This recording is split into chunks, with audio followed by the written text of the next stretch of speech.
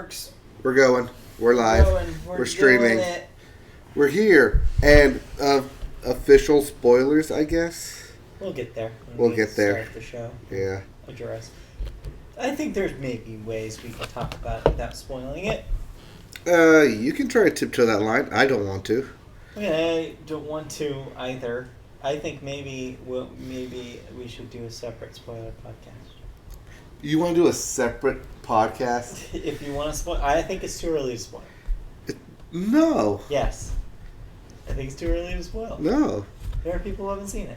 I feel like by the time we get to that, I'm not going to want to talk about it. Which is weird, because I'm going to want to talk about it. Yeah, that's not true. I know that's not true.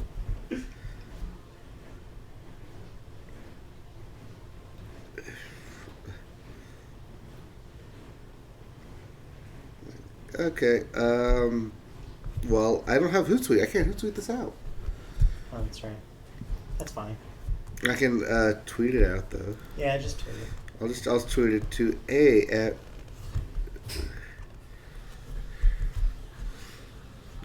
Go live with that Weeth at Media Boat Cast.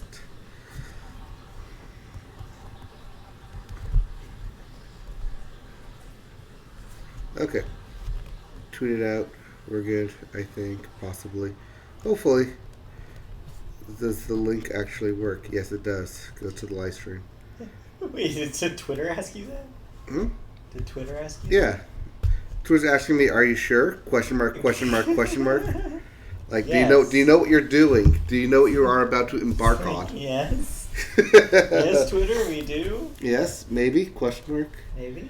I mean, we've been doing this for quite a while now. You would think we would know by now what links we're linking to. Do you know? Oh, no, it's you ought to know.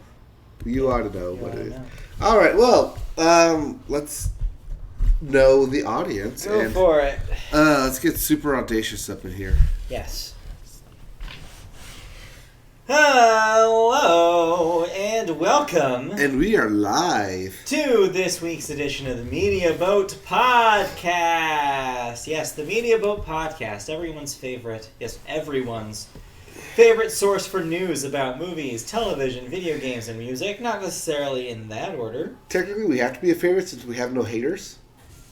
Yeah, I mean, that we know of. Yes. Some people may silently hate us, but hey, if we don't know, we don't see you. Today is Wednesday, May the 1st. It is the 1st of May. Happy May Day to all the workers out there. It's finally here. It's got to be May. It's here.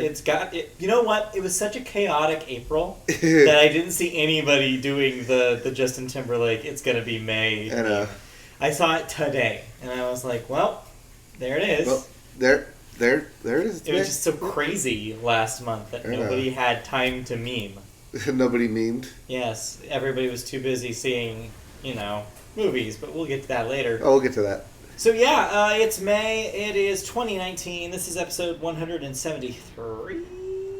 Let's go with that. 173 sounds right. My name is Matt. His name is Mike. I'm Mike. He's Matt. We're Media Boat Podcast, and we are going to do a little special for you guys. Well, I mean, not too much special than we usually do. Just know that there's a major release that will be talked about in depth. I want to do a separate podcast, but it doesn't sound like he wants to. I mean, I can do a separate podcast. I can go in depth with breaking down everything that I've seen of this. I'm just worried if we go really into the rabbit hole, that will be 30 minutes. Yeah, you're right. Which is why it's going to be all movies. That's the only thing we're going to be talking about in movies. Yeah. I mean, we do have movie news, though. No, we don't. No, I guess not. No, we don't. I made sure that the only thing we're going to talk about in movies is this movie. All right, well, okay, we'll see how that conversation goes, too. You know what we're talking about, but we'll get to it in a second here.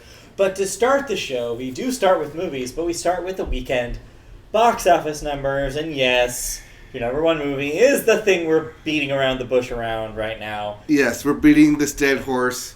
Like a dead Avenger. Ooh. Spoiler alert.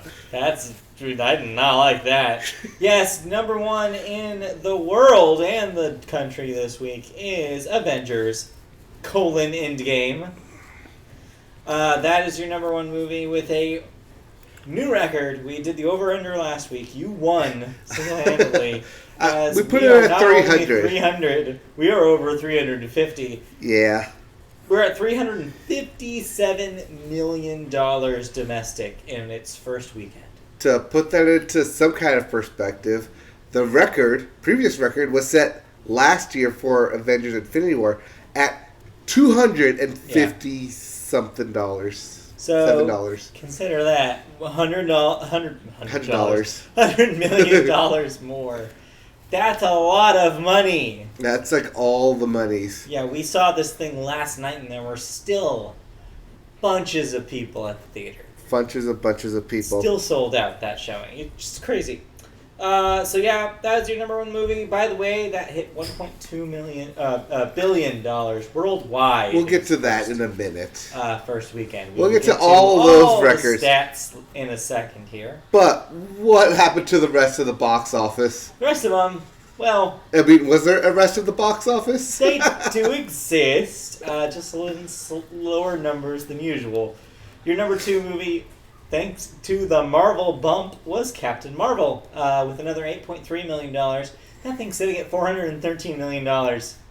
Domestically. Domestic. Yeah. That's already made a billion worldwide. Number three... It's a nice chunk of change. Yeah, for sure. Well, number three, last week's number one, The Curse of La Llorona, at number three with another $8 million, adding to a total of $41 million.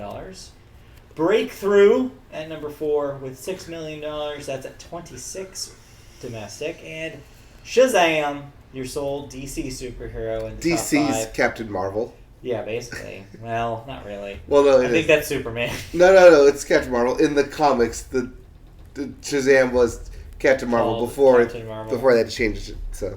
Yeah. $5.5 million Yes. this week, added to its $131 million domestic total. Sounds like small potatoes compared to $357 million in a weekend, huh? A little different. We knew this was going to happen. Yes. We called this was going to happen.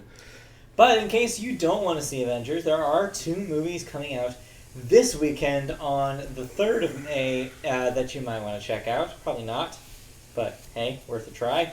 First up, The Intruder. I don't know what this is. I only know this thing exists because I saw a movie poster for it. It says it's supposed to come out this weekend. I don't know if it is actually going to come out this weekend. Fair enough. So, you guys, I've not seen a trailer for it. Yeah. It stars two, I don't know who they are, and Harrison Ford. Wait, Is it Harrison Ford? I think it is. Maybe. But it has the most generic tagline ever, which is, "Don't let him in." The Intruder, yeah. Yeah. You should not let him in. Yes. But doesn't that name suggest that he already did it? Yeah. Does it suggest that he is Already in? inevitable? No, he is the intruder. Never mind. Long Shot? What is Long Shot? Long Shot is your comedy film starring Seth Rogen and I think Katherine Heigl? Is she back in movies? I don't know. I forget who the lead blonde is. I don't know. It's not Amy Schumer, so I don't care. And but anyway, she's running for president, and Seth Rogen is one of her speechwriters. Got it. And they fall in love. But should they? Could they? It's a long shot. It is a long for the relationship. Then lastly, if you want something a little more family-friendly, something to take your brats to, Ugly Dolls. The movie based on The Ugly Dolls. Based on a animated thing they made out of this. But yeah, it's like, I guess there were physical dolls called Ugly Dolls, and this is a movie based on this. Think Trolls, you get the idea. Apparently, there's musical elements. There's a big cast that seems to be all musical talent. For example, Kelly Clarkson is involved in this thing. She has some sort of single release. Pitbull's in this thing. Pitbull's in it. Yeah, it seems like they're really going hard on the music angle here, similar to Trolls. So yeah, looking for a similar kind of thing there. I don't know who does that one, but yeah. I don't know. Those are your new releases, but chances are Avengers will steamroll all Even over. at half. Yeah, even at half. Even at a 50% drop, that's still There's no way, $150 million. There's no way it doesn't just 175. completely obliterate everything else again. Yeah. Just snaps its fingers. I know. If you haven't seen it this weekend, you have to get your ticket 3 weeks out to see it. Or go, like, skip work someday. Yeah, go in the middle of Go the in the middle of the day. day for it. Middle of night, apparently. Yeah. Those are new releases. So that means we go into what we watched. And do we want to? What order do we want to do this? Do we want to do the news story real quick and get that out of the All way, right. and then just talk about the film? All Or right, talk so- about the film first. So, we're talking about Avengers Endgame. Yes. And for movie section here, we're going to only talk about Avengers Endgame. Because it is that big of It a is film. the news. It is literally the news. Everything I looked up was either here's what Endgame did, here's what Endgame's going to do, here's what it means for Marvel, here's what it means for Disney, here's all the box office things it's breaking, and let's start there. Yeah, might as well rattle these off. So, first up, these are the records it broke.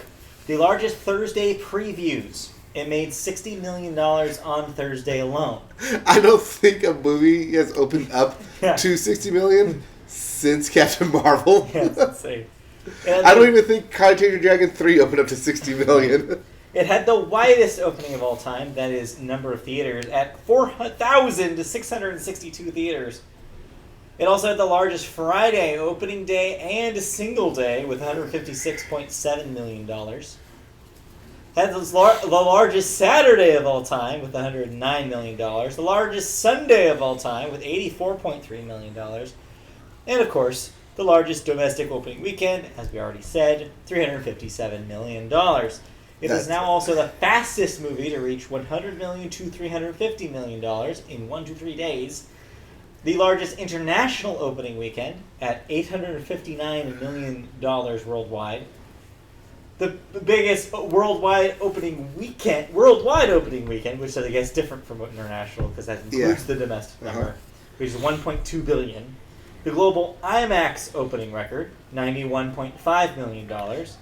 The fastest movie to reach $1 billion of all time, 3 days.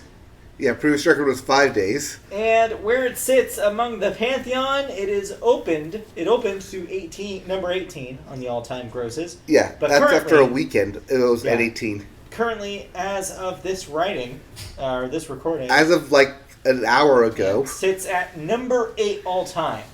Yes, it Right just, under its sequel, it's a prequel, Age of Ultron. it's a prequel. Pre-prequel. Yeah, Avengers: Age of Ultron is at number 7 now, But so yeah, or at number 9. easily surpass it. Yeah, the one that's sitting right above it at number 7 is Fast 7 or Furious 7. Okay. But it's only above it by like a couple $1 million. So that 5-day total, in case anybody's wondering, has been $427 million so far. And that's domestic. And then worldwide, it's about $1.5 billion as of this recording. Woo! So it can only go up from there, and I'm sure Well, yeah, I it's don't making money. I'm pretty sure it can't go down. It cannot go down. Yep. All right. Now, okay. All right, now that we got all the numbers and all the BS out of the way. Let this be a warning to you. I'm going to clap. And what this means is beware of spoilers. We're going to be talking about this film. There's no way to talk about this film without talking about everything. Oh, no. So if you There have not is, seen but I it, but know. you refuse to do I it. refuse to do it that way. So if you have not seen Avengers Endgame, please fast forward this podcast Roughly half an hour? roughly half an hour. I don't know how long it'll take. If you're looking on the YouTube version, just wait until the things on the side here switches over Switch to TV. over and we'll be done talking about it. Yes. But yes, if you're listening to the podcast, I'm sorry. All right, All right, so let's talk about it. okay, let's give all of our thoughts in this thing. All right, so we saw Avengers last night, as I said, so we weren't with the Thursday night crowd. I was busy Thursday Yeah, we have lives. and all weekend. We have lives, you know. Well, I have music You news. were in Indio, listening to Lil Nas X. Oh, that song played a lot this weekend. and and Sheila. And I was sleeping in bed like a Sheila. normal person. So, yeah. But yeah, we did eventually see, we saw it last night. Where do we even begin with this thing? So, All right, so let's begin with Infinity War. This is the sequel to that movie. Yes. So if you saw Infinity War, As saw like the half the population cliffhanger did, clearly. ending, It wasn't a cliffhanger. It was an ending, period. It was a cliffhanger. No. It was a cliffhanger No. because it leaves you wondering, oh, are those people really dead or not? Yes. Because, yeah, you could. They yes, got but that wasn't confirmed until the second movie, though. Like, there was the popular opinion was like, oh, this is a cop out. This is not really. They're not really dead. They're gonna figure out a comic booky explanation for where they went. That was not the case. Do you know what a cliffhanger is? Yes, I do. When there is a leftover question about what will happen next, that is a cliffhanger. That's not what happened. Yes, that is. Anyways. It is definitely leaves you wondering. Also, your heroes lose, and you know in this kind of universe that is not how these things end. Like that's not these movies do not end badly. These movies end on a happy note. So it was a cliffhanger that way too, where it was like, okay, surely this can't be it for how this goes. This is laying the groundwork for whatever happens in the next movie. Okay, sure. Let's go with that framework. Anyways. So, Avengers Infinity War happened. Yes. Thanos got all his precious stones for his precious glove. Yes. And with a snap of his fingers, dusted half the universe. Yeah, they disappeared. Yep. And then we decided to go on an adventure with Ant-Man and the Wasp, and then an adventure with Captain Marvel. And that brings us to Endgame, which the Russos said, not going to be called Endgame. No. And then it was confirmed it was going to be Endgame. Yeah, it's Endgame. It's Endgame. Of course it is. So we kind of meet our superheroes kind of down and out. They know they've lost. They're at a loss of really what to do. They figure out where Thanos is, and it's like, all right, let's confront him. And yeah, they find out that this was all for naught. He's destroyed the stones. Okay. What are your initial thoughts going into the film? My initial thoughts going into it? Yeah. Well, I really enjoyed Infinity War. Yes. I thought that they made Thanos an interesting villain. They gave him enough of a personality to make what his nefarious plans matter and make the stakes big enough. I mean, you can listen to our podcast about Infinity War that we recorded last year. We talked in depth about this. But yeah, we praised the film for the stakes. It was the first Marvel film in a long time. Yes, delicious steaks. To really feel like that heroes were up against something that they could not defeat, and that's true. And so yeah, going into this, I was like, all right, so we're gonna get more of that kind of thing for the first half, but eventually they will figure out what happened to everybody and they will prevail. That was kind of how I was going into this. It was like, there's no way that this continues the dour note. I did think, okay, yeah, probably chances are some of these characters will have to be retired because this is kind of the end of a decade's worth of storylines. They're going to have to move on from some heroes. And I had an inkling about who those heroes might be. That inkling ended up being correct, but we'll get there. Okay. But yeah, that's kind of how I was going into this. I knew it was eventually they were going to triumph over evil somehow. I didn't know how it was going to happen, but I knew it was going to happen, and it was going to continue a lot of the things that we saw in Infinity War. What were your thoughts going into this? I've been following this thing since 2008. Yes, right. Since before, probably 2008, let's be safe, with the first Iron Man. And this film paid off a lot. Yeah. Going into this film, it was being hyped up as the culmination of this 10-year journey of these 22 films of this path that Marvel set, that Kevin Feige set for himself way back at 10 years, 15 years ago, when he first had the idea to do all this.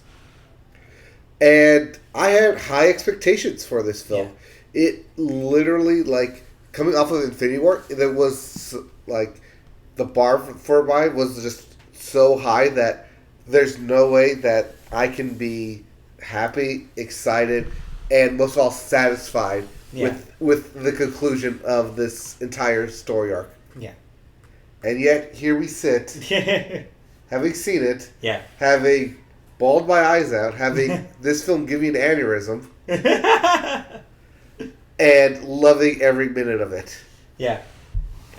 It's good. Let's get that out right now. We should just say that because a lot of this is going to be like nitpicky down the road, I feel. Yeah. So we might as well say it now. It's an enjoyable, fun movie, and there is a lot of payoff. If you're going into this expecting payoff, it's nothing but payoffs. It is. The whole thing is a love letter to the movies that preceded it. It's a love letter to the heroes that are starring in it. It's everything that the Marvel movies have done well in a 3-hour package. It's plenty of payoffs, plenty of callbacks, plenty of references, plenty of nods, winks, and tips of the hats. Yeah. To not just the films of the year, of the Marvel Universe, but to comics as well, to specific comic event, to specific comic characters. Yes. Even like to well-known memes about the comics. Like, it gets to a point where I was like, all right, come on. A few times. It's like, and so if that's what you want this thing to be, it is that movie. It's the movie you think it is. Let's get that across. Well, that's the thing, that as much as it is for all those fans that have watched all these Marvel films, it's also just a good film on its own. Yeah, it has that in common with Infinity War, where even if you're not super invested, there's enough here to like. There's enough really awesome action sequences. There's enough really great comedy. Just the personalities of the different characters, and there are so many of them in this film. They managed to balance them in a way where it's not overwhelming. They managed to separate them into teams to make everything like compartmentalized. And like the personalities are why you care. They make you care about these characters even if you hadn't before. Like in new really cool ways. They definitely elevate the stakes. They definitely make every character not just feel like, oh, I'm pulling you from this film, but make them have a purpose of being in the film. And make them have a goal-driven, meaning, purpose. Goals, sacrifices. What am I looking for here? I'm looking for just a complete, total package of storytelling, of arcs. That's what I'm looking for. The arcs in this thing. Yeah, they did a good job of making sure that there are still stakes involved, but they're not as insurmountable as before. I think there's a definite tone change from Infinity War. At least the second half of the movie. I'd say the first half of the movie you do kind of still have that kind of dour feeling, but there's a moment where the characters finally realize what they're really going to do and how they're going to tackle this, and the rest of the movie has a pretty lighter tone. Like, this is not the same kind of thing. This is a lot happier. This is a lot more fun. So yeah.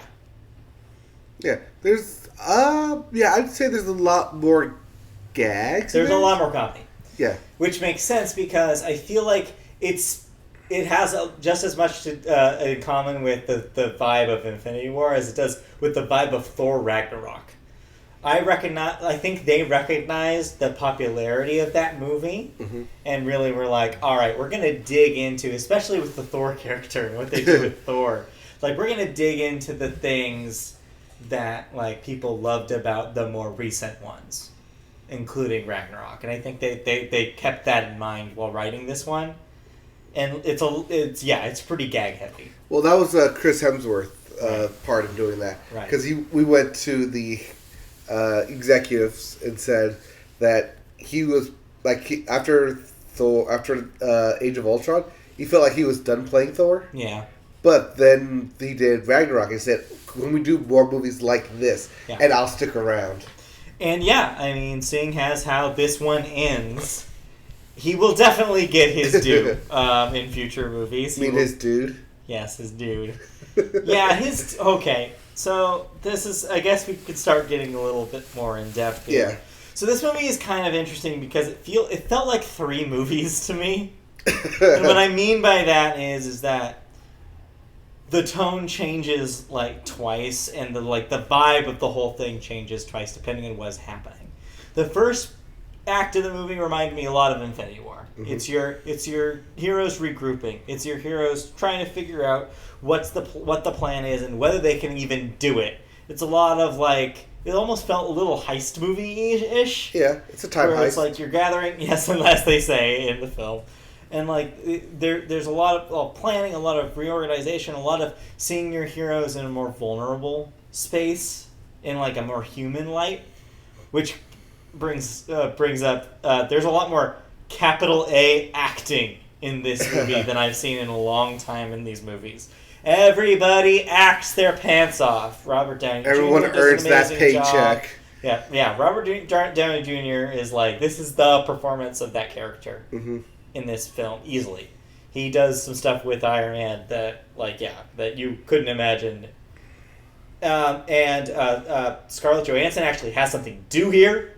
She doesn't fight a whole lot, but man, she makes up for it with all the dramatic stuff that she has to do in this movie. Definitely impressive. Jeremy Renner, after being absent for most of the movies for the last 5 or 6 years, now comes back with a vengeance and is featured heavily in this movie. Does a pretty decent job, even though he's still probably the weakest of the Avengers, both in who cares about him and also actually in strength. Yeah, but did a good job making you care about him. Yeah, they do a good job of making him matter again, since it's been so long since he has. But yeah, and surprisingly enough, Paul Rudd also totally shows up for this movie. Yeah. And then we already talked about 50-year-old Paul Rudd. The only kind of the part is Chris Evans is doing the Captain America's thing the way he's always done it. Mm-hmm. Not super exciting, nothing to really talk about. But yeah, there are definitely performances here that matter in a way that they hadn't mattered in the previous Avengers movies, which I've really, really liked. But then, the second part of the movie almost feels like a Guardians of the Galaxy sequel. Then we're in space for most of it. Mm-hmm. There's a lot of stuff with Gamora and Nebula and Thanos. And there's a lot, a little bit of backstory for Thanos, and there's the vibe of that almost felt kind of a little more goofy, a little more sci-fi. This is also where the Thor stuff came in. But then the last part of the movie is this had the fights, the final fight had a really Black Panther vibe to it for me. Yeah. And then the epilogue part reminded me of the best moments of the Captain America movies. Mm-hmm. This is the way that the Russos specifically shoot the dramatic scenes. There's a lot of that in the epilogue, especially with the funeral and what happens at the very end and stuff. It's like I said at the top, it's a combination of all the best things that the movies have done in the past into one movie. There's just so much to get into with this film. Yeah. But yeah, no, they do a lot of stuff right with this film. They pay off a lot of arcs going throughout this film. They pay off the Hulk arc. Yeah, in a way that I didn't anticipate, and that they do not hint at in any of the trailers or anything. Yeah, it's really cool. They definitely pay off the Iron Man arc. They definitely pay off the Captain America arc. Yes. Should we go ahead and say those? These are the core Avengers. Yeah. There's a reason they were left at the end of Infinity War, because they're the core Avengers. Right. But yeah, so let's start with one by one. Where should we go first? Let's go with Iron Man. Yeah, let's start with top of the pay grade. Yep. As I said during the credits. It's this is an order of how much they were paid.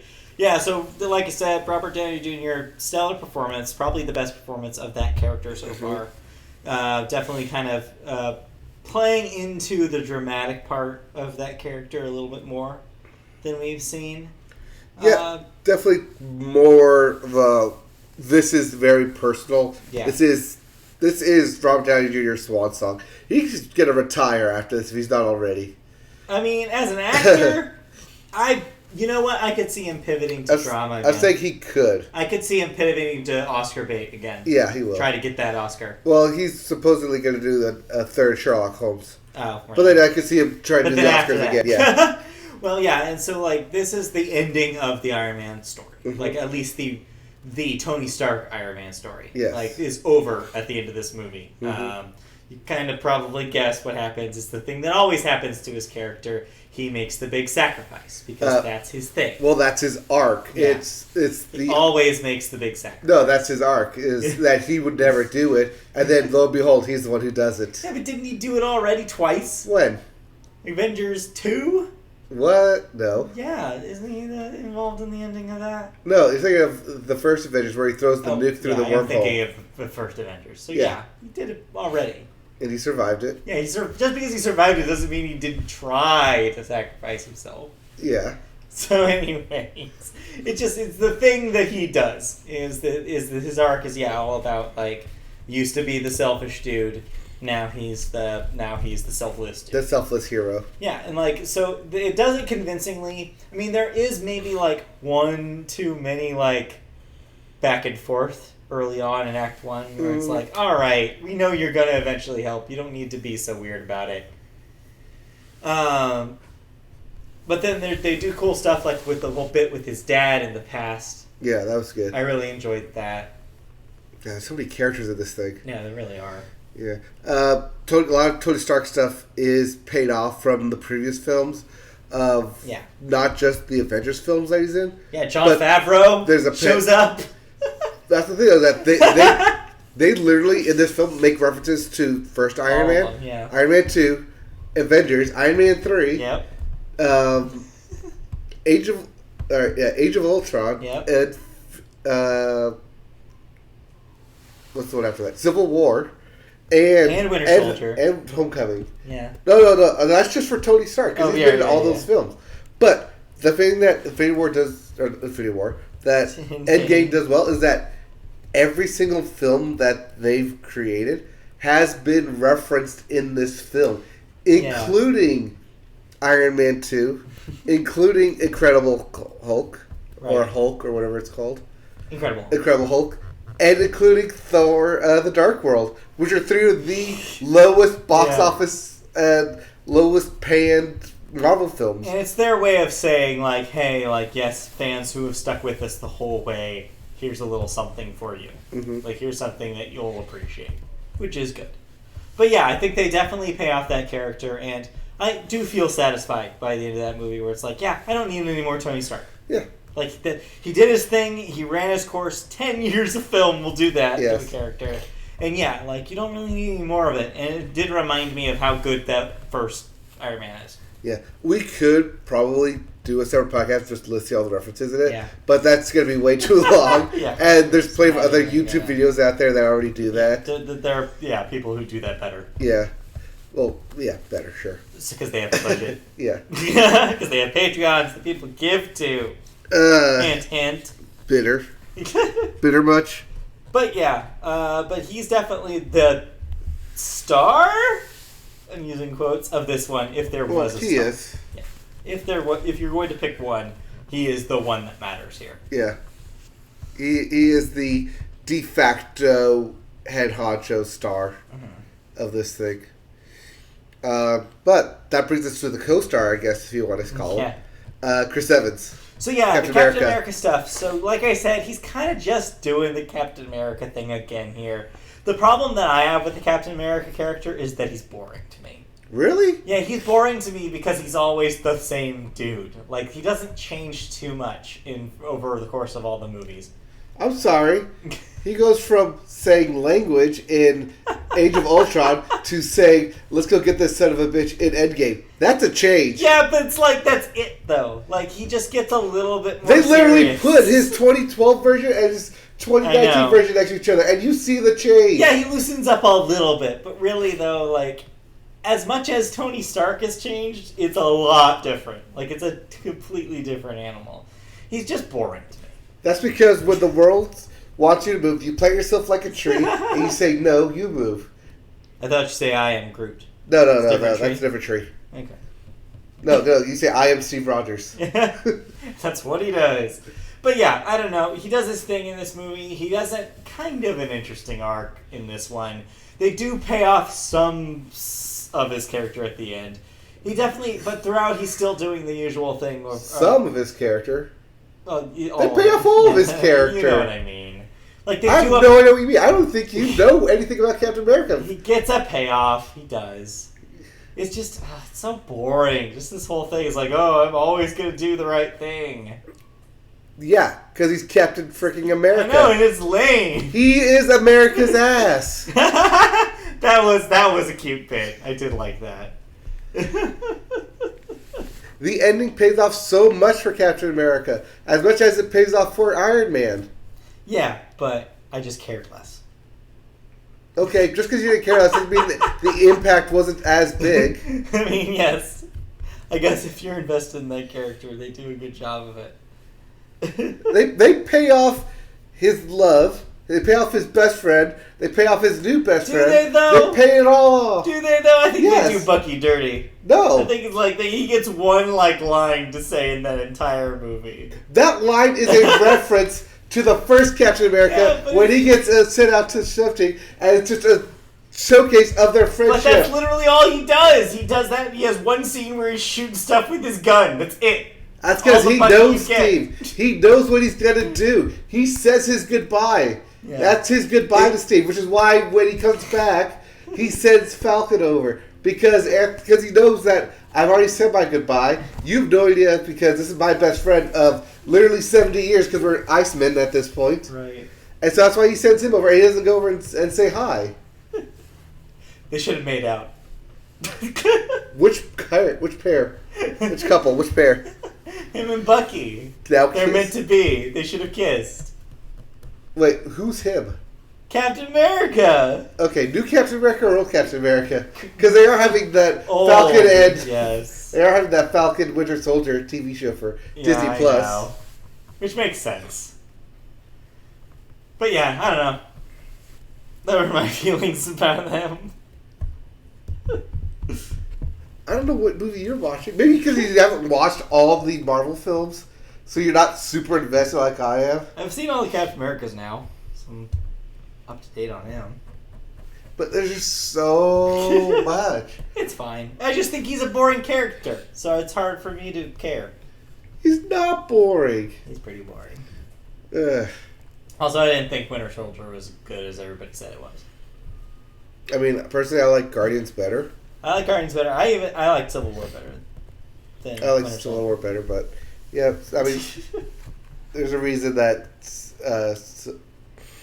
Guardians, Civil War, what are we talking about? Winter Soldier. Yeah. Is among the top rated. Yeah, people like it. I thought it was fine. Mm-hmm. Anyways. Fat Thor. Yeah, so, okay. One thing I want to get out of the way. Not that big of a fan of the fat jokes. It's 2019. I think we could do something a little less lazy. I get that they're trying to really establish the sour mood he's in. And, especially after the events of the first 30 minutes of the film. I get it. I get why they chose that direction to take with Thor. It is funny. But, we don't need the, he's in a lousy way, so he gained weight. That's such lazy. I'm sorry. Did you see Thor Ragnarok? Yes. Yes, I have. Did you see Infinity War? Yes, I have. Do you know why he's in such a depressive state? No, yes, I know. That's no excuse for lazy fat jokes, is what I'm saying. They could have done better. No. I'm just saying. They could have done better at that. There's a 5-year time jump. Yeah, I know. He didn't have to. You didn't have to. That's such a crutch. It's such a lazy crutch. They could have had better jokes about and there were better jokes in that sequence, like the stuff about his obsession with video games, his obsession with beer. It's that stuff's funny. His roommates. All that stuff is great. I'm just saying, fat jokes unnecessary in 2019. That's all I'm saying. Just want to get that out of the way. But Yes, it's a fun take on the character. It's a fun inversion of like how that character is in the other films. It's like taking the confidence out of a god is a very interesting thing. Yeah. And and so it's cool that they did that. Well, that's literally what happened. Yeah. Because if you remember, that Thor Ragnarok all took place over the course of a weekend, Yeah. and then you go immediately into Infinity War, which takes over the place of a day or two. So in the span of a week, Yeah. Thor has lost his dad, Right. lost his hammer, Yep. lost an eye, Yep. lost half of the Asgardians, and then lost another half of the Asgardians after the Right. snap, Right. lost to Thanos in a beatdown, Right. and then lost the Infinity Stones because he has no way to return them. Yeah. He's at the lowest of his low point, so he's basically given up. He doesn't want to be the leader of the Asgard. He doesn't want to be Thor, God of Thunder. He just wants to be himself. Right. And that's why he goes to that state. Yeah. I'm just saying, I can't believe I keep having to repeat myself. You can do all of that and not use fat jokes as a crutch. That's all I'm saying. It's literally all I'm saying. But you have the rip guy who goes... Yes, I get that it's a funny inversion. I said that, too. Then stop... I'm just saying I don't like it. I just want to... That's why I was saying let's move on. Because you can't change my mind about that. It's just how I feel. Right. It's a lazy joke. Right. Anyways. But the rest of what they do with that character is really cool. And I really like how they put a cap on him. Where it's he bequeaths the kingdom to Valkyrie. He moves on. Because, he has that moment with his mom where he realizes, yes, all he does want to do is focus on who he truly is, not what he's expected to be. That's really important for that character, and he gets his mojo back. And by the end, they set him up as, he's going to be pals with the Guardians of the Galaxy now, which is perfect for where that character is. Yeah. The Asgardians of the Galaxy. Yes. Yes. Exactly. All right. Let's quickly wrap this up. That's not going to happen. What? Quickly wrap this up. Yes. That's not going to happen. All right. Let's quickly wrap this up. Let's see. Last Avenger, Hulk. We talked about. They finally do the Professor Hulk merged consciousness, I guess. Yeah, which is cool because it allows him to do the fun Hulk stuff and also be. I feel like we didn't get to see him Mark Ruffalo. smash. It's just mainly Mark Ruffalo being Mark Ruffalo in the CGI Hulk body, which is fine. I didn't really get the I'm still Hulk, I can still smash everything type of vibe. There's a scene. Yeah. Towards the end that he's seen in amongst the melee. Right, but I was hoping for a one-on-one battle with Thanos again. And it does make sense as a plot point for him to be able to wield the gauntlet. Yeah. So yeah. It works. I think it works for his character. I have no idea what they do now, though, because he's now super weak on his right side. Yeah. Yeah, I don't know what happens with Hulk now. Hulk becomes just the scientist Hulk, I guess. Yeah, like a cameo character. Yeah. I can see cameo. that. But what do you think about the big battle at the end? You know what? I'm of two minds. I really thought that there's really cool elements of it. I thought that the part where it turns into a glowy game of football was really cool. Where it's like game of football. Yeah, remember when they're holding the gauntlet and they keep passing it from person to person? Okay. It's like a big glowy game of football. That's what it is. All right, sure. Especially when Black Panther grabs it and he's swimming, dodging the dudes and activating his pulse shields and stuff. Then he hands it to Spider-Man and he webs it. Yeah, it's fun. I thought that whole part was fun. I thought having, as we talked about, having Iron Man do the final thing. And yeah, the part where Captain Marvel was used as a literal plot point kind of sucks. But that's her character, right? I mean, she's super powerful. Yeah, she's the Superman of the Marvel Universe. So. And they can only get her when she absolutely sees it as a priority. Mm-hmm. So, I guess she single-handedly took down a starship yeah. and literally stood her ground against Thanos to where he tried to headbutt her and couldn't move. Yeah, she had to use the Power Stone barehanded to make a dent. She's the freaking late game summon. She's the one where you have to use all your mana in one thing to activate, and you can't use her for the rest of the game. And they do. And they use her. Yes. And it doesn't even finish Thanos off. Nope. But yeah, I thought that stuff was cool. And I like that everybody had their moment. You got to see all the most powerful Avengers do their most powerful Avenger thing. Like Scarlet Witch gets her try. It's like everyone gets their shot at Thanos. So yeah, it's a good payoff in that way too, where you're like, oh, I was hoping to see these people do the thing that they're good at. And they do get to do those things. Yeah, there was good team ups too during that whole battle. Yes, they had the big girl on girl thing. Not entirely earned though, because I feel like most of the plots of this movie were so male centric, except for the Nebula stuff, which I thought was really well done. I think this was just their way of saying, look at all these female superheroes we have on our roster. Yeah, they're here, and the majority of them are women of color, which is also really cool. Yeah. There's let's see, there's 2 black women, I mean 3 if you're counting Zoe Saldana. Yeah, but she's green. But she's green. You have Mantis, who, yes, is an alien, but wears green. Is of Asian descent in real life. Yes. So really, yeah, like the majority of the Marvel women are women of color, which is really cool. And then the white girls.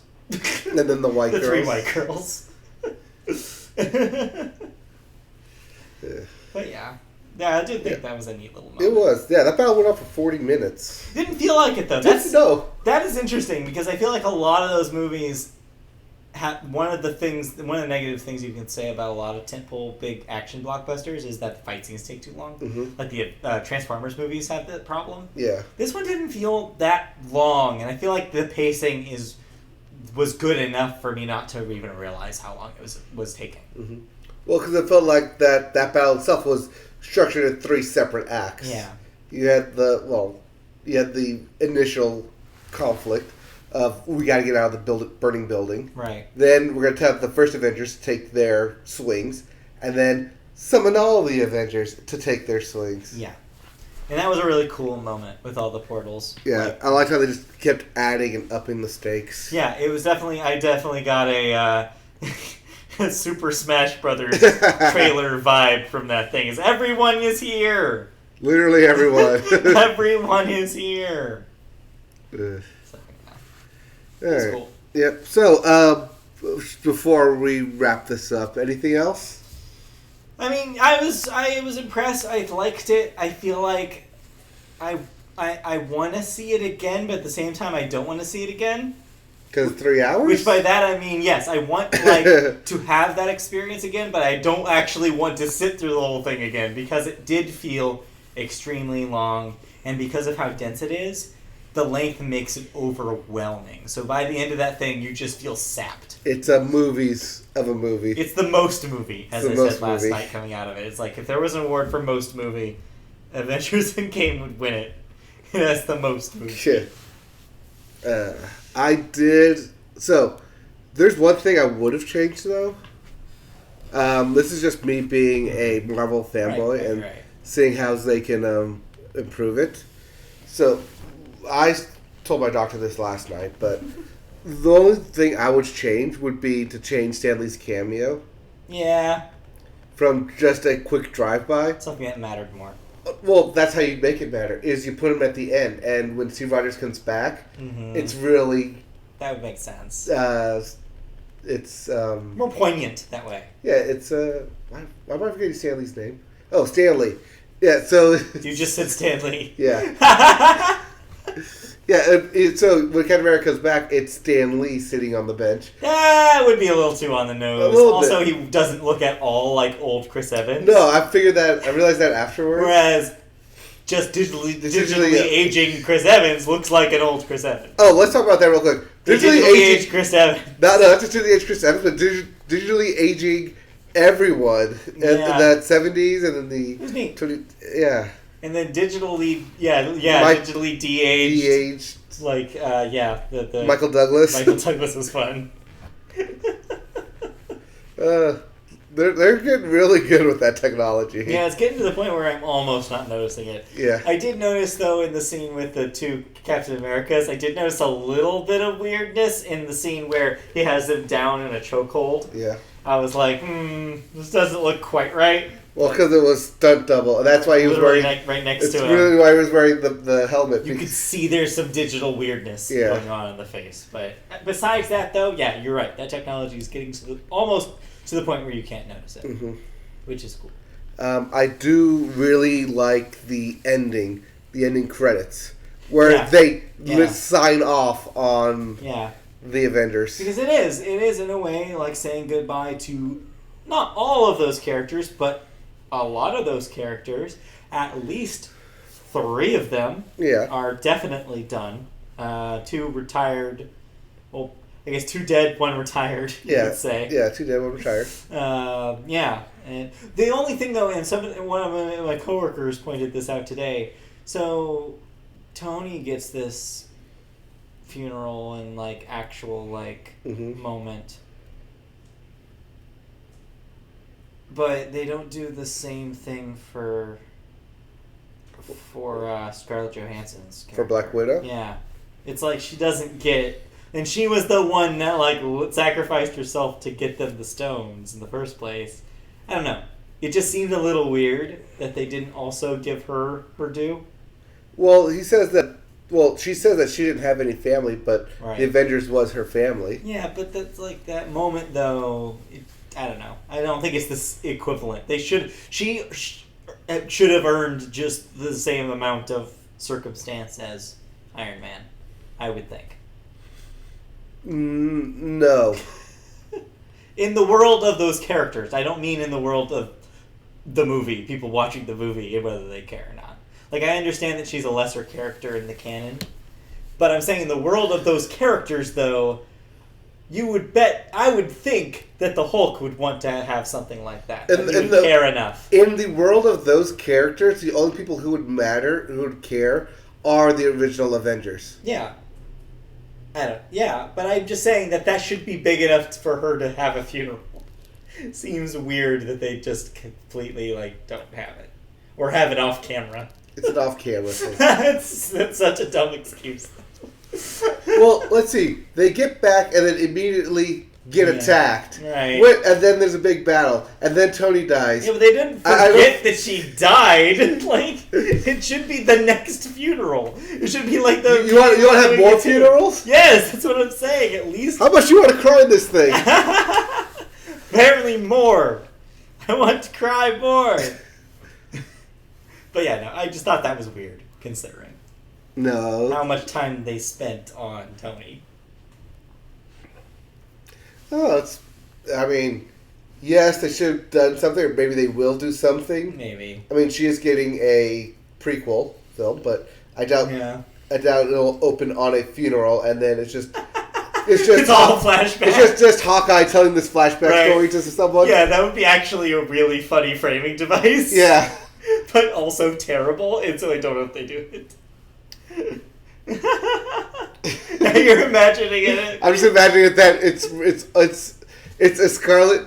It's a Black Widow film from the perspective of Hawkeye. Yeah, being told at her funeral. Oh, that'd be so dumb. Also, I guess they don't have a body.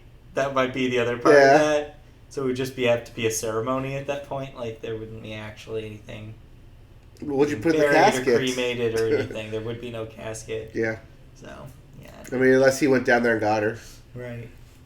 But we'd have to, like, climb back up the mountain to go get her and go down. No one goes down there to go get anybody. Nah, she's down there with the rest of the bodies, with the watch the body hit the floor. Yeah, with future Gamora down there. Who may or may not actually get down there. Yeah. Don't know. Yeah, time travel's gonna be weird. They tried to explain it real quickly. Oh yeah, we talked about all that without addressing the thing is that this movie's reliant on time travel. Yeah. Yeah. Which is kind of a cop-out, but at some point I just flipped the switch in my head and said, It's a comic book movie. Stop caring. So because they did this time travel thing, it not only sets up the multiverse Right. which is established in Marvel Comics, but two makes the Doctor Strange character at the very end more important because he's there to fix the timeline. Yeah. Or so to say. It makes sense too because you do have that like line that what's her name says to the Hulk where she's the like, ancient one. Remove one, remove one, and then like that'll skew the timeline this way. So we'll probably see. Yeah, you're right. There'll be payoff for that. Oh no! See, because that's my theory of where they're going to go next. Yeah, is that they'll go in. So in the next like 3 phases or whatever, they're not going to do phases, but the next like saga they're going to go with is they're going to go with bringing Fantastic Four. They're going to bring in Galactus, and then they're going to bring in the Council of Reeds, which is I don't know what any of that means. You know what Fantastic Four means? I know what the Fantastic Four. You know what Galactus is? No, I don't. What's Galactus? Is he a big dude? Planet eating. Oh, he's the planet eating dude. Yeah. Okay. So there's Galactus, and then beyond that is the Council of Reeds. I don't know what that is. Council of Reeds is based off of Reed Richards, who is the smartest man and also founding member of the Fantastic Four. So, because there's a multiverse theory basically confirmed at this point, because of split timelines, every different iteration of Reed Richards gets together and forms the Council of Reeds. Think Rick and Morty, right. where they think they're better than everyone. Yeah. Where they wield Infinity Gauntlets. Oh, boy. So that's pre-established now. And I think that's where they go with it. Comic books are the worst. See, this happens literally every time somebody, like, goes a step beyond in the movies and explains something about comic books, or if I look up something on Wikipedia, just a hair beyond what they do in the movies, I'm like, this is the stupidest thing I've ever seen. Like when you actually look up the story of the Infinity Saga? Yeah, like the movies are fine. Like the TV stuff, fine. But for some reason, whenever I see what's actually in the comic books, I just cannot take it. It's just like the stupidest things I've ever seen. I don't know what the line is. Like they have a way in the movies to like remove this absolute stupidest parts and just leave the cool parts. Because they don't need to keep you buying a new comic issue every week. But they all have Infinity Gauntlets. Yeah. So well, 3 of them have Infinity Gauntlets. Why? There shouldn't be more than one. I get that there's multiverse universes. Yeah. Oh, it's gonna be so complicated. When did the X-Men show up? Then you think? I'd say after that. So it's gonna be a while. Yeah, I'd say they leave X-Men well enough alone. For now. Especially seeing as Dark Phoenix looks like he's gonna bomb. Yeah. So they're gonna let that cool off for a good 10 years. Let that implode. And there's no need to immediately reboot it like Fox did. Yeah. Just let it sit for 10 years. Yeah. If people want, put the 90s X-Men comic or cartoon on Disney Plus, and people will be happy with that. Just put up Logan. Put Logan on there. All right, we've been talking about this for way too long. All right, last shout outs I want to give to this film is the Hail Hydra scene. Yeah. Because that could have gone 2 ways. I'm glad they went that way. It's cute. The Tony Stark has a heart payoff. Yeah. That was a really nice at the very end there. Just how they do that. Really, really solid callback. Finally doing Avengers Assemble, which has been teased, but never actually said until now. And I guess while we're on that, Mjolnir and Captain America willing Mjolnir. Yeah, which is again another payoff. Yes, another payoff. Yeah. Like we said when we started talking about this, it's a lot of payoffs, callbacks, references, and just shout outs to the entire Marvel Cinematic Universe thus far. Yeah, it's the Marvel movie to end all Marvel movies, even though there'll be more. It's literally their crowning jewel So far. so far. So as to, I want to follow up, now that you've seen the film, what is your current take on its eligibility for Best Picture? I want to see if you're now still on that boat, because I still think you're wrong. It'll get nominated for sure. It will not win. It may not win. It will not win. I'm not even 100% sure that's going to be nominated. There's 10 slots. But they don't always use all 10. I know they don't always use all 10. In fact, they rarely do now. I think they don't use all 10 the first year, and then they've been doing 9 or 8. It's this doesn't count. But yeah, I don't know if it's that kind of movie. It's good for what it is. But I don't know if it's Best Picture in any universe. So far, it is Best Picture of the Year. To you. I'm sorry, is there a better picture of the year so far? That Blu-ray copy I have of Spider-Man Into the Spider-Verse. That is Best Picture of the Year. That does not qualify. Anyways. Alright. Let's probably finally move on. Alright, to actual news, because we are a news show, not a review show. Oh, well, yeah, just wait till Detective Pikachu comes out, and then that'll be the real best movie this year. If you say so. Okay, let's move on. That was it for movies. We talked that thing to death. We took way too much time. So, I knew we were going to, so that's why it's the only thing we had in movies. So now we're going to talk about television, if we still have energy somehow. Okay. And we always start television with sports. First up in sports today, some little bits of football trades still, drafting still happening. So, the draft, as we reported last week, was on Thursday. Yes. And the Arizona Cardinals decided to take a quarterback with their number 1 overall pick, out of Oklahoma, QB Kyler Murray. Yes. Which is odd, because last year, with their first-round pick, they decided to take a QB, Josh Rosen. So what happened to Josh Rosen? Yeah, so now they have 2 first-round draft picks, quarterbacks. But, that's not going to happen. That's not going to fly in a Cardinals land. So what do? The next day, they trade Josh Rosen to the Dolphins. Which is hilarious.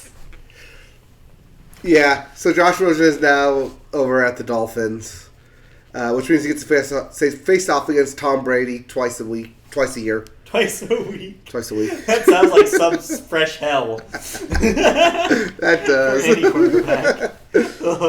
Twice a week. So yeah. But yeah, other than that, people were drafted to the NFL. 199 players in total. Yep.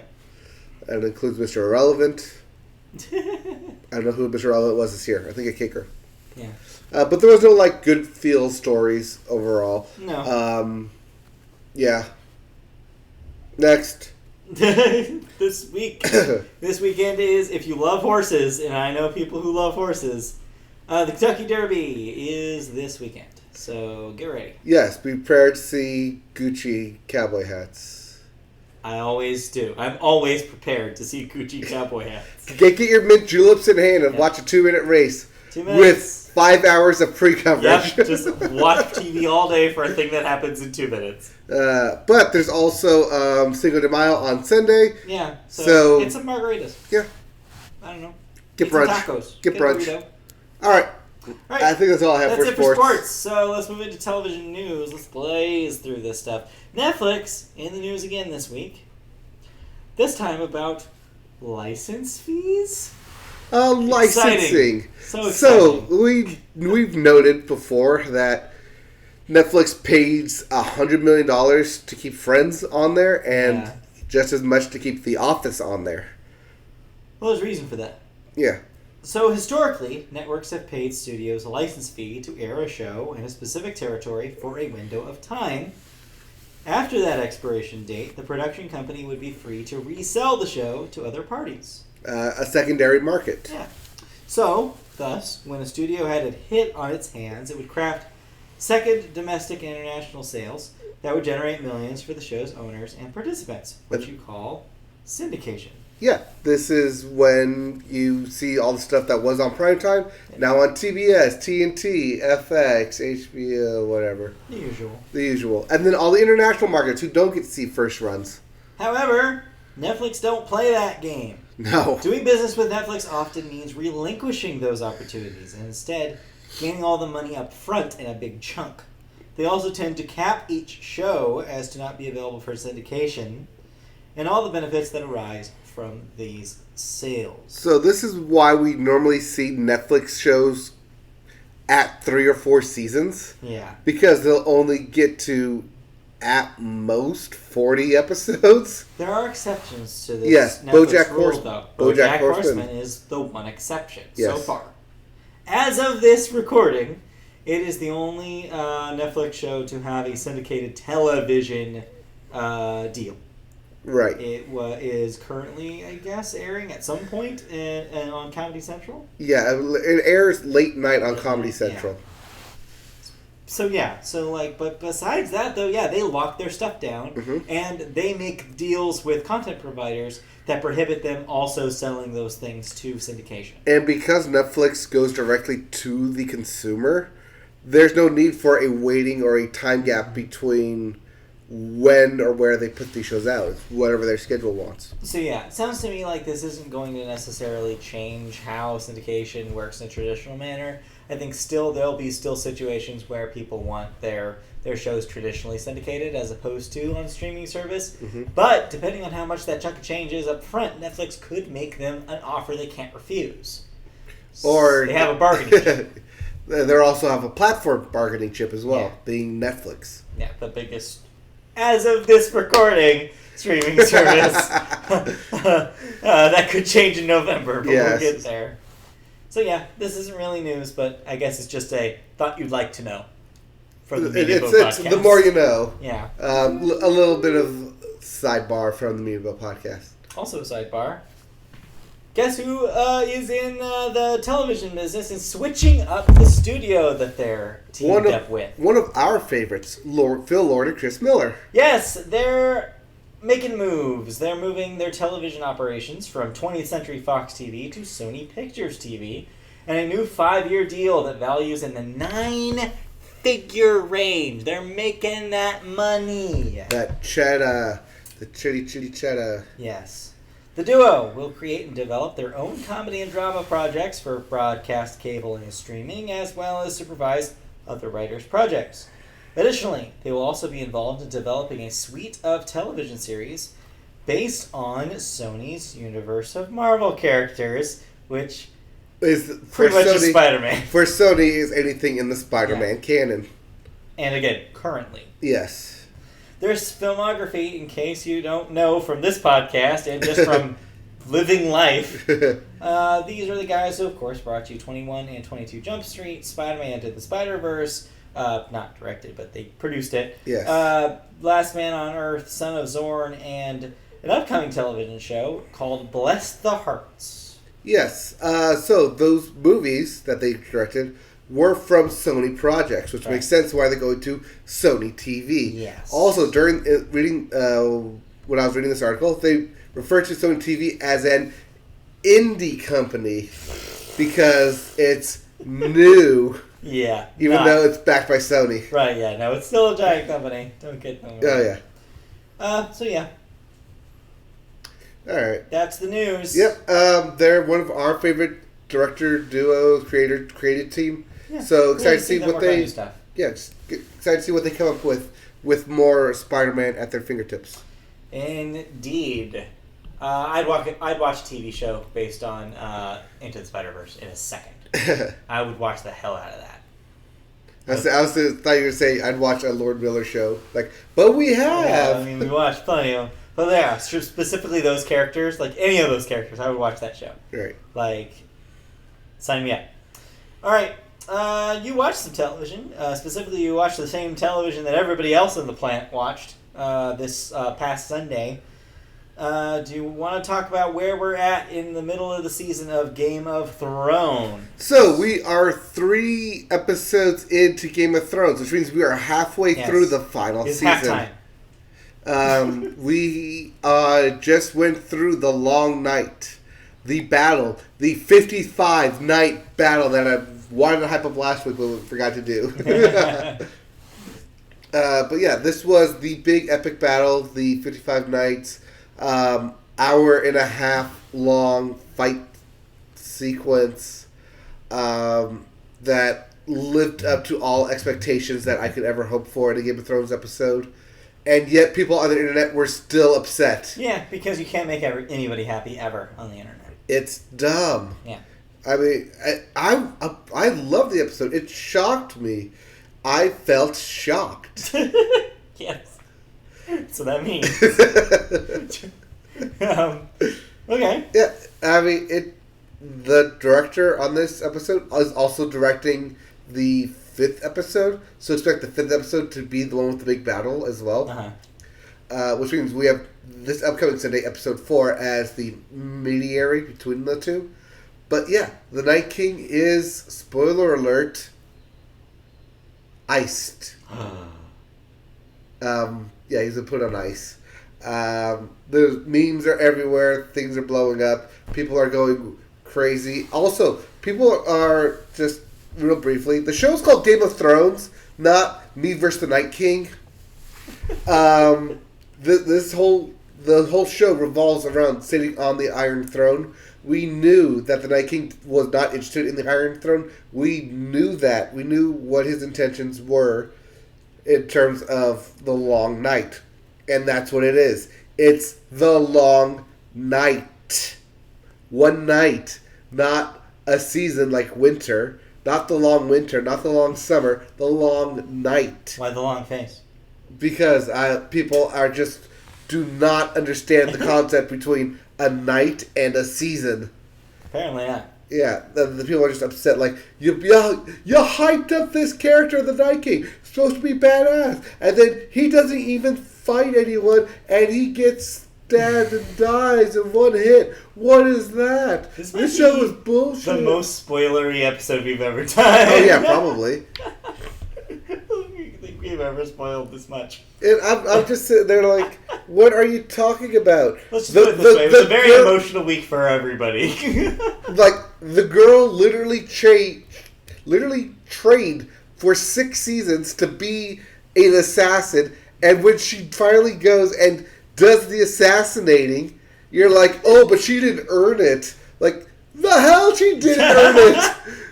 What show were you watching where she literally trained for 6 seasons to get to this point of sneaking up on someone and literally stabbing them with the sickest move you've ever seen? It's like, oh, but it should have been Jon or Dany because they're the main characters. Fuck that! Everyone's a main character in that thing. I don't know. I literally do not know. Just people are just upset because, like, they didn't live up to their theories or hype or whatever. It's like, but just watch the show. And if you want to complain that that's not how it's done in the books, I'll wait 20 years for George R. R. Martin to die over and never finish those books. Because he won't. On that note, did you watch any other television that you want to rant about? No, I watched a concert instead. Yeah, I know. I also did not watch any television. So that means we keep going into cancellations. Does the draft count? The NFL draft count? No. Okay. Cancellations and renewals. All right, cancellations and renewals. First up, Cinemax has renewed Warrior for a 2nd season. Not that Warrior. Disney has canceled Andy Mack after 3 seasons. TBS has canceled Wrecked after 3 seasons. Netflix has canceled Santa Clarita Diet after 3 seasons. Sensing a trend here. CBS All Access will be bringing back The Twilight Zone for another season. Showtime will be bringing back Black Monday for a 2nd season. On My Block on Netflix will return for a 3rd season. Showtime will bring back The Chi for a third season. It's The Chi. The Chi. Sorry. It's Chicago. It's The Chi. Empire. I think that's Spike Lee produced The Chi. Yes, I think you're right. Or Kanye or whatever. I don't know. Empire will be brought back on Fox for a 6th season. Yes, Jesse Smollett Without will that not dude. be a part of it. The CW has renewed the following: The 100, All American, In the Dark, and Roswell, New Mexico. So that is most of their new shows, as well as another season of The 100. Yes, those were all shows that were on the bubble, Yeah. and they just decided to renew them instead of finding new properties. Or maybe they couldn't get new properties, so... Maybe. Then lastly, in deaths, we have one death this week, a rough one.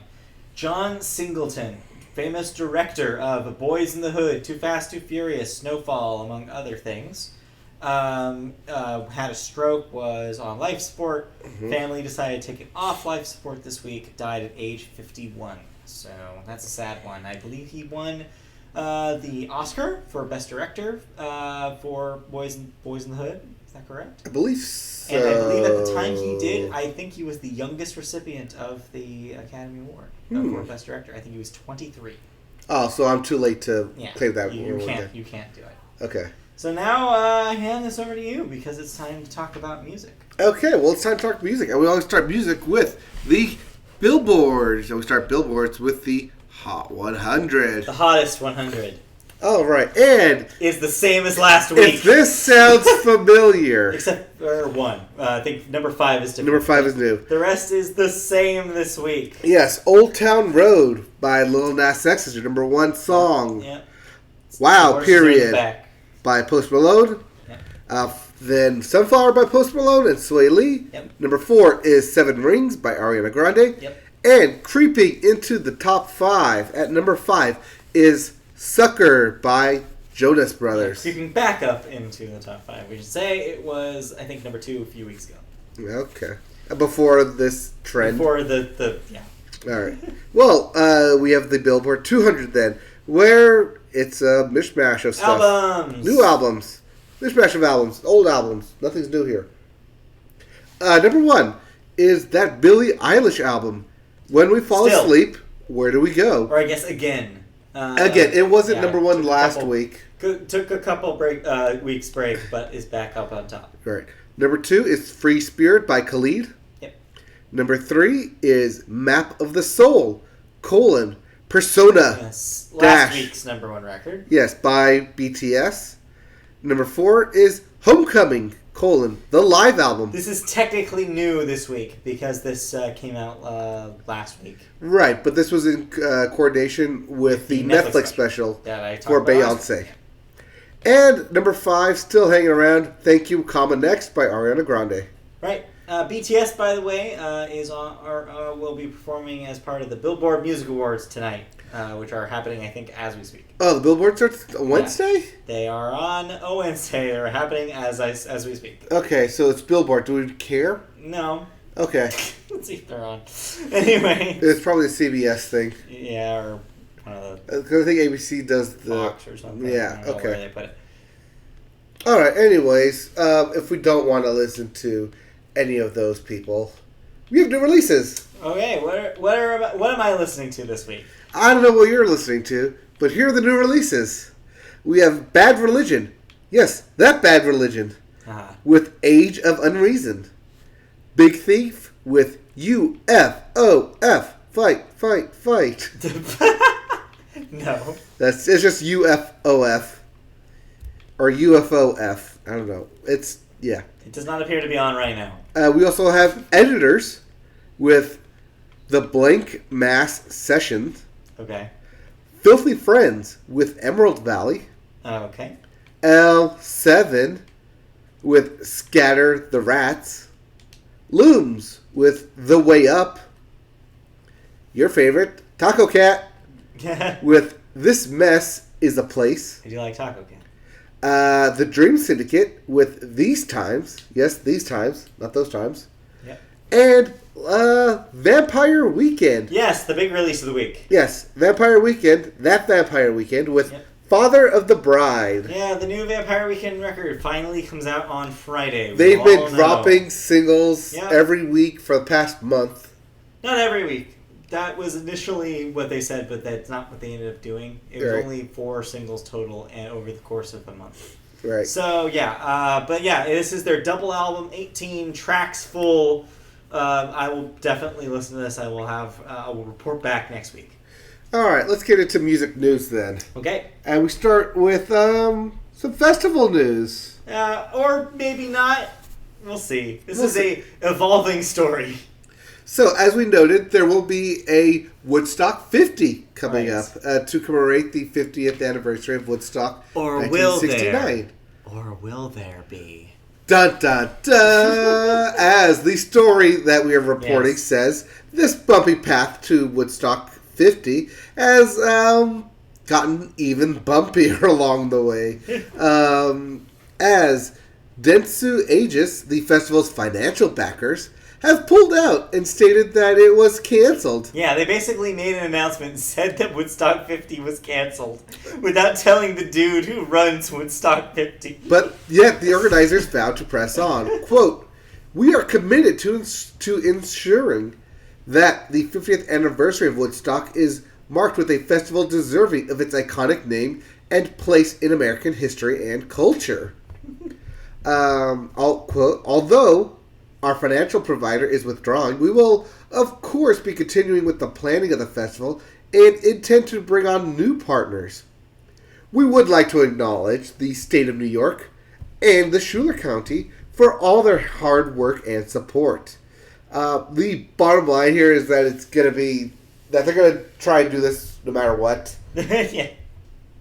This was by the Woodstock producer, Michael Lang, in a statement on Monday, trying to calm everyone's nerves after this dumpster fire of a news that we're going to pull out and this isn't going to happen. Right.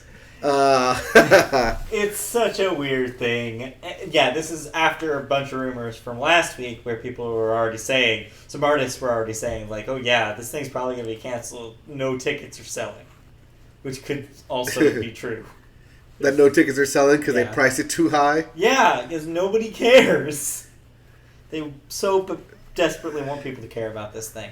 Well, nobody cares. I mean, they got to get people to fly out to New York. Yeah. And not just New York. You got to drive like 3 hours up to get to this place. Yeah. It's out of the way. It doesn't have huge names. It also doesn't have the hotel accommodations, probably. Yeah. But they want it to be just like it, so you got to camp out. But this is 2019. We don't do that. Yeah. No one's driving their VW RV van, right? Buggy, whatever it is, up there. Yeah, it's weird. We'll see what happens. All right. Speaking of weird, Taylor Swift, which is a great segue, by the way. I am so confused by her right now. Read what I have, though. So, after a week of hinting on social media, Taylor Swift revealed a new single called Me! That is capital M, capital E, exclamation point. Just to get across that you have to yell this thing. Yeah. This is actually a duet. Well, I guess it's a duet. Yeah, it's a duet. With Brandon Urie of Panic! At the Disco. Which is a bright and colorful music video. Was released alongside it. It was released alongside it, where not much happens. Accompanies its release. Not much happens in the music video? Keep reading. I didn't see this music video. Well, it might be the worst single she's released, which is notable since her pre-album single choices are always terrible. They're always terrible. This was written by Matt, in case you thought this was an actual copy, from a reputable news source. So I listened to this thing. Ugh. I don't remember listening to it, but I know I listened to it. It's not good. And I didn't realize there was a music video attached to this thing. It's not good. But I guess there is now. You like color. If you like color. But it's me. It's not color. It's not the world of color. Yeah. I don't know. So the thing about the pre-album singles, they're always... She has a really bad ear for what she thinks should be the lead single for her records. And it never usually ends up that way. Remember, last year, Are You Ready For It? Yeah. Remember how many people hated that thing? No one liked it. And then before that even... It was Look What You Made Me Do. No, oh sorry, you're right. Look What You Made Me Do was before Are You Ready For It? Both suck. But then before that though, even back with 1989, a record that I liked, Shake It Off was her lead single. The worst song on that album. Like, any other song on that album is better than Shake It Off. She tries to play to the masses. She tries to pick a hit. Yeah. It's a pop thing. Or not. Or something. I don't know. We'll see what happens in the actual lead Anyways, to an actual new Taylor Swift album. Yeah, this just means that expect 2019 to have a new Taylor Swift album by the end of the year. It'll happen. It may or may not be eligible for the Grammys by the time that comes out. Like, she cares. Any year she's in there, she's going to win something. So, yeah. We'll see. But that brings us to thoughts. And we have thoughts on, quote, the above garbage fire. Which we just talked about, so we don't need to talk. We don't actually need to talk about. Oh, so that's thoughts on Taylor Swift? Yes, that's also. Okay. Well, I listened to music this week. Okay. What did you listen to? I listened to Stagecoach music. Yes. So yeah, you went Stagecoach. I told you a lot about what happened, the shenanigans that go on during Stagecoach. Give our audience the Reader's Digest version. Who was good? Who was bad? The good was Leonard Skinner. Okay. The bad was Jake Owen. Because he'd come out, twice during his set, he'd stop, go dead. We think he's bringing on a guest, but no, he just comes back. And that's twice. That's twice. So that's the good and that's the bad. The ugly, and I mean the ugly of this thing, is the sound engineer.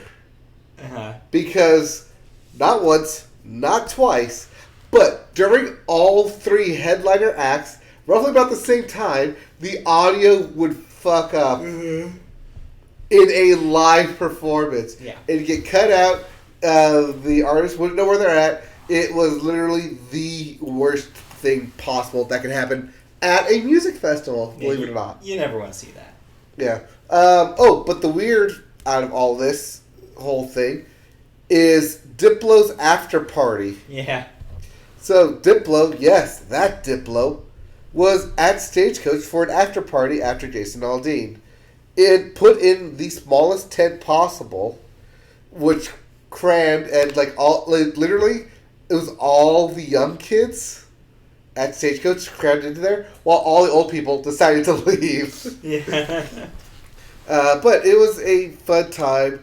There were rumors that Lil Nas X and Billy Ray Cyrus were going to show up and perform. And they did. At 1 o'clock in the morning.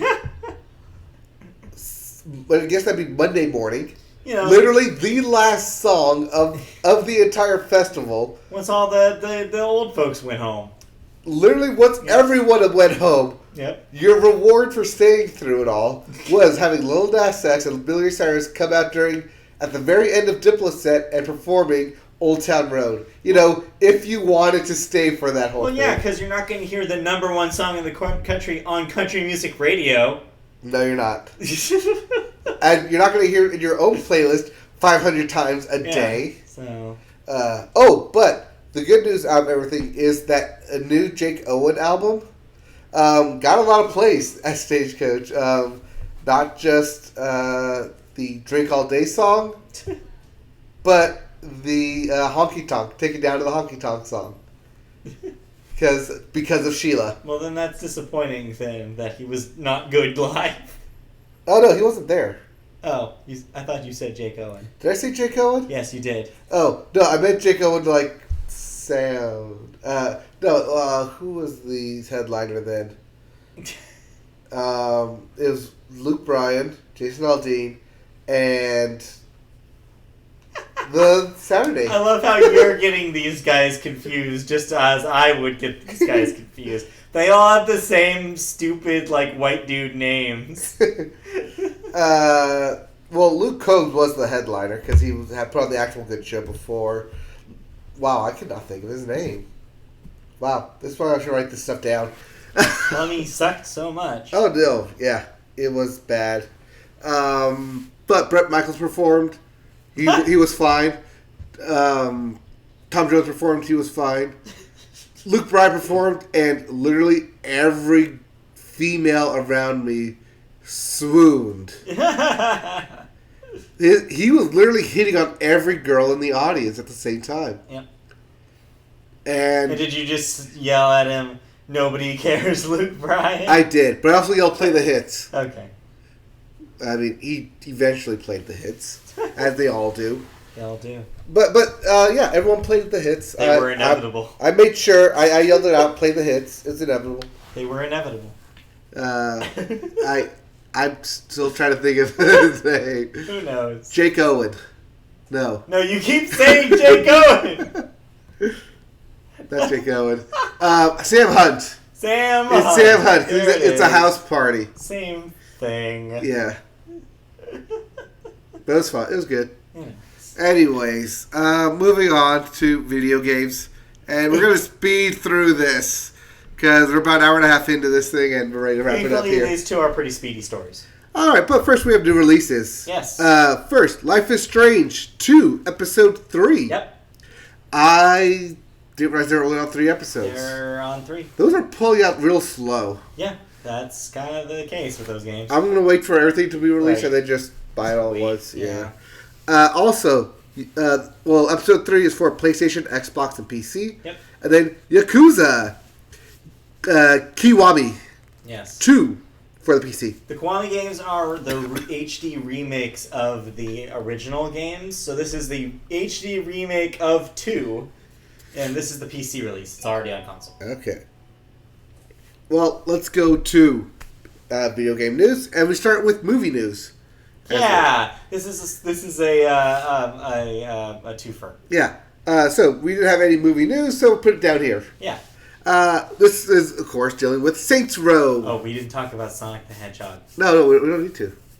We Okay. talked about it when the Oh, first that's teaser right. We came did. out. You're right. Never mind. We talked about that. But Saints Row, yes, the video game Saints Row, where you're a pimp. No, you're not a pimp. You're just a gang leader. You're just a gang leader. Yeah. Before everything turns purple.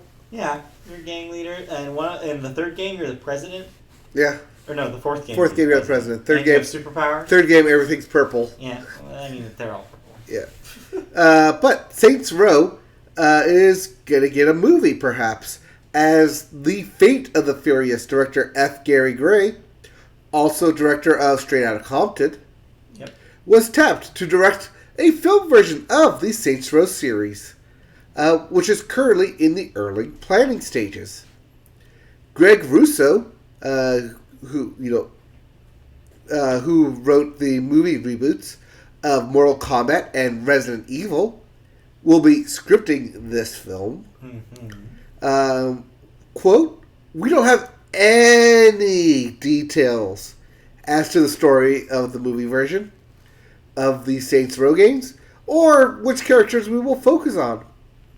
But with Gray's experience directing action films, he seems like an ideal fit. This is, of course, because Fate of the Furious is the 2017 installment of the Fast and the Furious franchise, and it's made a lot of money. Yeah, I think this is a good tonal fit for him. I mean, there's some crossover with the kind of things depicted in Straight Outta Compton and the Saints Row games. Yeah.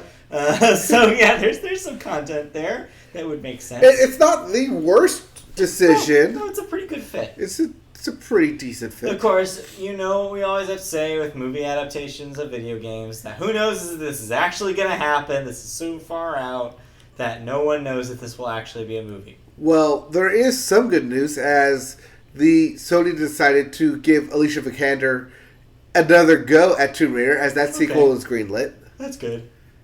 So there may be hope yet, but lest we forget, there's also the Assassin's Creed film that came out. Boy, yeah. No one cared. Yep.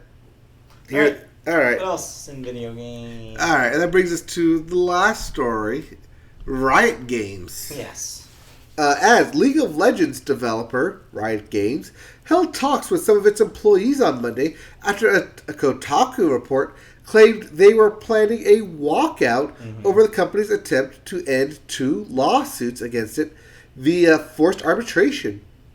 Kotaku published a lengthy, detailed report on alleged cases of sexism and misconduct at the studio in August of 2018, which we covered. Yes. Some current and former employees filed lawsuits shortly after for alleged gender discrimination, harassment, and violation of the California Equal Pay Act. So yeah, the original story that we talked about, that was Jason Schreier doing some digging over there for Kotaku. This recent scoop was done by none other than the man, the myth, the legend, Patrick Klepek, scoopster extraordinaire. So yeah, needless to say, this happened. Yep. Well, on last Thursday, Riot reportedly filed a motion to force 2 of those suits into private arbitration. The women involved in both cases agreed to arbitration clauses written in their contracts when they were hired, according to Riot's attorney. The walkout is reportedly to take place on Monday, May 6th. If, that's a big if, the studio continues to seek the arbitration, which, according to an internal document from its employees, may actually be a big deal than what Riot wants to happen. Yeah, this it's complicated. It definitely is. Its organizers also want the company to end the practice of forced arbitration by a specific deadline. So I assume that all these forced arbitrations are written into their contracts when they sign them. They would have to be in order for them to pull this off. Right.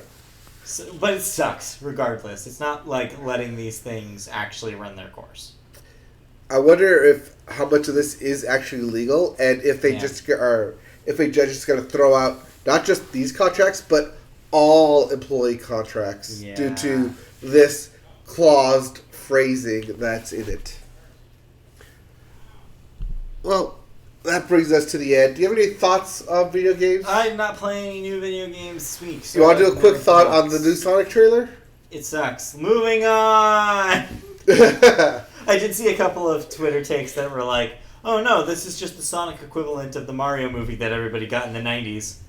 But we're in 2019. Yeah, but for this audience. I'm like, you know what? Yeah, I guess that's right. They deserve something crappy too.